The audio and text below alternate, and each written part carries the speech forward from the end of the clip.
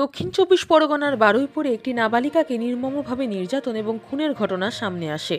এই খবর চাউর হতেই ফুঁসে ওঠে গোটা বাংলা। দিকে দিকে বিক্ষোভ, দোষীর ফাঁসির দাবি আর প্রশাসনের ওপর তীব্র চাপ তৈরি হতে শুরু করে। পুলিশ তৎপরতার সাথে মূল অভিযুক্তকে গ্রেপ্তার করে। মানুষ যখন আদালতের রায়ের জন্য অপেক্ষা করছিল, ঠিক তখনই ঘটে গেল এক অবিশ্বাস্য ঘটনা। পুলিশের দাবি অনুযায়ী ঘটনার পুনর্নির্মাণ বা ক্রাইম সিন রিক্রিয়েশনের জন্য মাঝরাতে অভিযুক্তকে নিয়ে যাওয়া হয়েছিল ঘটনাস্থলে।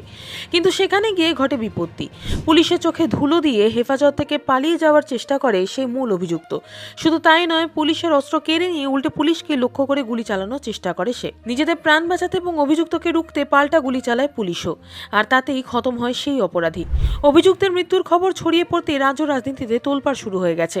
একদিকে সাধারণ মানুষের একাংশ বলছেন একদম ঠিক হয়েছে, এই পশুর এই শাস্তি প্রাপ্য ছিল, কিন্তু আইনের রক্ষক এবং মানবাধিকার কর্মীরা তুলছেন অন্য প্রশ্ন। বিরোধীদের দাবি এটা কোনো সাধারণ এনকাউন্টার নয়, আসল সত্যিটা যাতে বাইরে না আসে, এই ঘটনার পেছনে অন্য কোনো বড় মাথার হাত লুকিয়ে আছে কিনা তা ধামাচাপা দিতেই কি আটঘাট বাঁধা এনকাউন্টার? প্রশ্ন উঠছে পুলিশের কার্যকারিতা নিয়েও। বিতর্ক যখন আকাশ ছোঁয়া, ঠিক তখনই আসলে নামলো রাজ্য সরকার। ঘটনার গুরুত্ব এবং সংবেদনশীলতা বুঝে এই বারুইপুর এনকাউন্টার মামলায় তদন্তভার সরাসরি তুলে দেওয়া হয়েছে সিআইডি বা ক্রাইম ইনভেস্টিগেশন ডিপার্টমেন্টের হাতে।